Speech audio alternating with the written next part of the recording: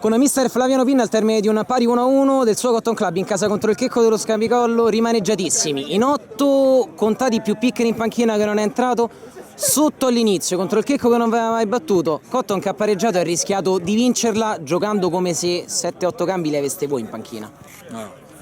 Molto contento. Presidente, nel comunicato aveva parlato di un X e è stato profeta.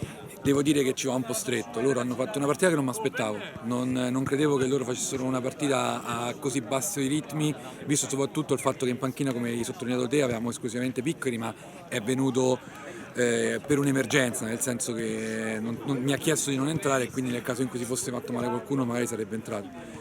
Purtroppo le defezioni non sono una giustificazione perché abbiamo giocato molto bene, abbiamo espresso secondo me un buon gioco, abbiamo tenuto bene per tutta la partita contro una squadra fortissima e quindi io sono molto soddisfatto. La naturalezza dei movimenti difensivi dei Fernetti insieme alla naturalezza dei movimenti di un po' tutta la squadra dietro, nonostante siano cambiate le pedine, sembravate uscire fuori palla al piede come il Cotton, tra virgolette, se possiamo parlare di titolarissimi, come il Cotton dei titolarissimi. Il discorso è che Fernetti è un difensore centrale. Lo scoprirete oggi per la prima volta, con noi non ci ha mai giocato perché secondo me ha delle caratteristiche che a livello atletico gli permettono di poter ricoprire molti ruoli, tra cui anche quello a centrocampo che nel nostro schema si sposa benissimo visti i giocatori che abbiamo. Nell'emergenza ha giocato e è il suo ruolo e quindi gli viene naturale fare anche questo, è un giocatore polivalente, è un giocatore secondo me fantastico, un jolly che tutti vorrebbero avere, per fortuna ce l'ho io, ma tolta la prestazione sua, una prestazione maiuscola di Innocenti che era tanto che non giocava, chiuso dalla presenza di Conti all'inizio della stagione.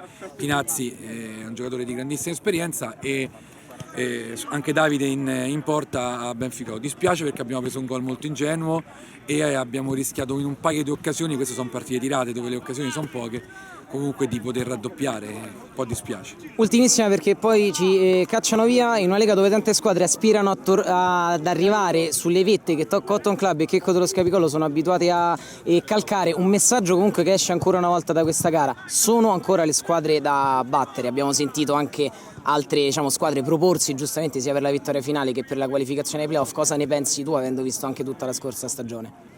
Beh, ma rispetto alla scorsa stagione cambia tutto, basta vedere già i movimenti di mercato che ci sono stati quest'estate. Rispetto alle squadre dell'anno scorso si inserisce come secondo me la Pisana, perché è una neopromossa, e anche il CJ che secondo me ha molta qualità, sono squadre che potranno dar fastidio per le posizioni. Poi è un campionato a 30 partite, dire alla terza di campionato, alla quarta di campionato qual è il trio, le 4 squadre che si giocano il titolo mi sembra un po' prematuro. Di sicuro in assi di partenza Cotton e Checco partono con l'aspettativa di tutti che si giocano il campionato, ma le squadre che si possono giocare il campionato quest'anno sono tante. Complimenti e in bocca al lupo a mister Flaviano Pinna.